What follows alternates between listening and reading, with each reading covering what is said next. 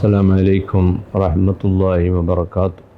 പ്രിയപ്പെട്ട സഹോദരന്മാരെ, സഹോദരികളെ, ബന്ധപ്പെടുന്ന എല്ലാ മേഖലകളും വിജയിപ്പിച്ചെടുക്കാൻ സാധിക്കുകയാണ് ഒരു മനുഷ്യൻ്റെ ഏറ്റവും വലിയ ഗുണം.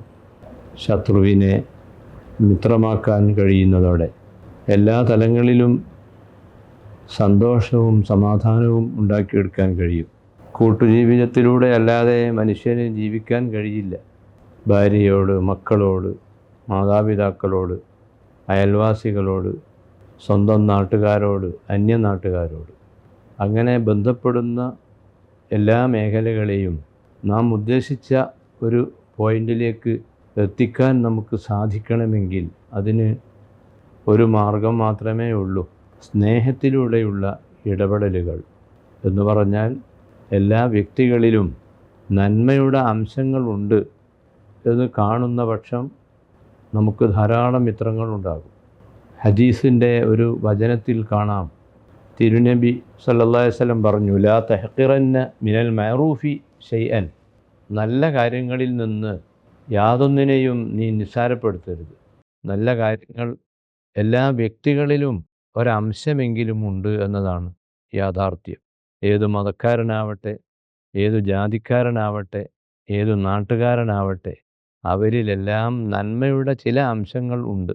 കാരണം അവരെ എല്ലാവരെയും സൃഷ്ടിച്ചിട്ടുള്ളത് അള്ളാഹുവാണ്. അള്ളാഹുവിൻ്റെ കയ്യൊപ്പില്ലാത്ത ഒരു സൃഷ്ടിയുമില്ല. ചരാചരങ്ങളിലെല്ലാം അതുണ്ട്. ഒരു നന്മയെ പരിഗണിച്ചുകൊണ്ടുള്ള ഒരു സമീപനത്തിലേക്ക് കടന്നു വരുന്നതോടുകൂടി ലോകത്തുള്ള എല്ലാവരും നമ്മുടെ സുഹൃത്തുക്കളായി മാറും. നിന്റെ പെരുമാറ്റത്തിലൂടെ ശത്രുതയുടെ അംശങ്ങൾ ഇല്ലാതെയാക്കി സൗഹൃദം വളർത്തിയെടുക്കാൻ സാധിക്കുന്ന പക്ഷം എല്ലാ രംഗത്തും വിജയിക്കാൻ കഴിയും എന്നതാണ് ഇതിൽ നിന്നും നമുക്ക് ലഭിക്കുന്ന പാഠം. നിരാശപ്പെടേണ്ട ഒരാവശ്യവുമില്ല എന്നർത്ഥം. ടെൻഷൻ ഉണ്ടാകേണ്ട ഒരു കാര്യവുമില്ല. നാം നിങ്ങളോടുള്ള സമീപനത്തിൽ ഈ ഒരു ശൈലി സ്വീകരിക്കുമ്പോൾ വിജയത്തിലേക്ക് എത്താൻ അത് വളരെ എളുപ്പമായി മാറും. പ്രത്യേകിച്ച് ഈ റബീഉൽ അവ്വൽ, നമ്മുടെ നേതാവ് സല്ലല്ലാഹു അലൈഹി വസല്ലം സ്നേഹത്തിൻ്റെ പാട്ടുമായിട്ടാണ് ഈ പ്രപഞ്ചത്തിലേക്ക് വന്നത്. അർസൽനാക ഇല്ലാ റഹ്മത്തൽ ലിൽ ആലമീൻ.